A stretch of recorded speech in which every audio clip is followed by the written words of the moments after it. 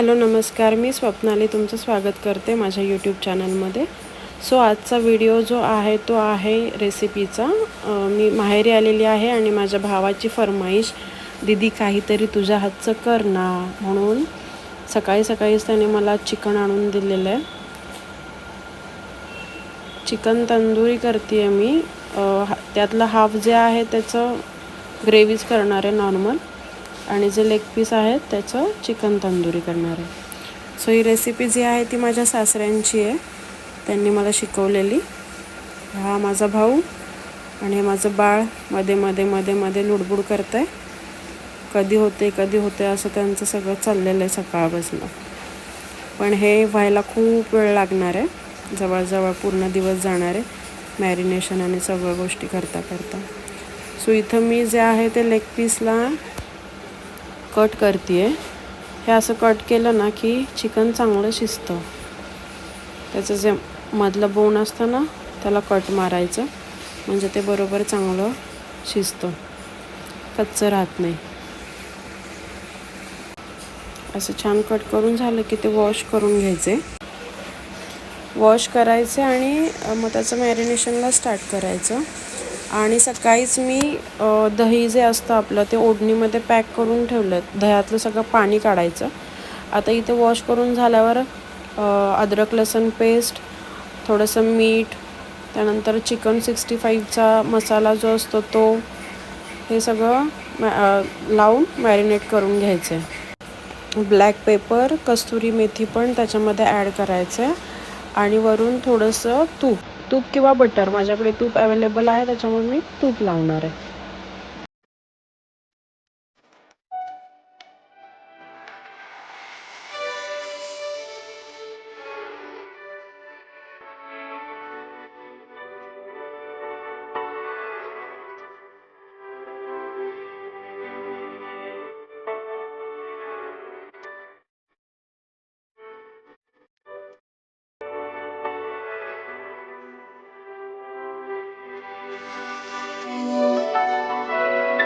आता हे सगळं मॅरिनेशन केलेलं चिकन एक एअरटाईट डब्बा असतो त्याच्यामध्ये ठेवून द्यायचं, एकदम पॅक करून फ्रीजमध्ये.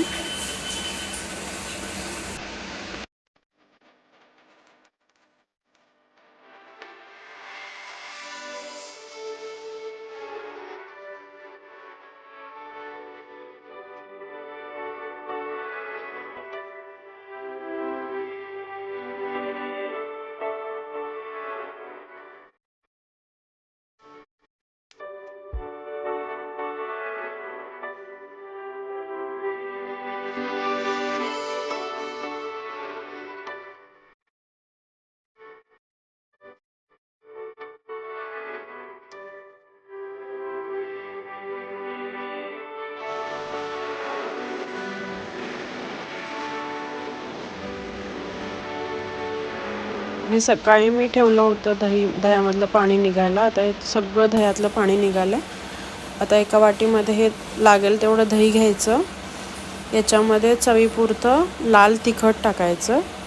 कोणतंही यूज करू शकतो आपण, घरातलं जे चटणीसाठी आपण यूज करतो ते, किंवा शॉपमध्ये जे काटदरेचं लाल तिखट वगैरे मिळतं ते आपण यूज करू शकतो. तर हे मी काटदरे मिरची पावडरच यूज करते आहे. हे सगळं मिक्स करून मग ते आपण जे फ्रीजमध्ये ठेवलेलं मॅरिनेटेड चिकन आहे त्याला छान कोट करून ठेवायचं 3 तास.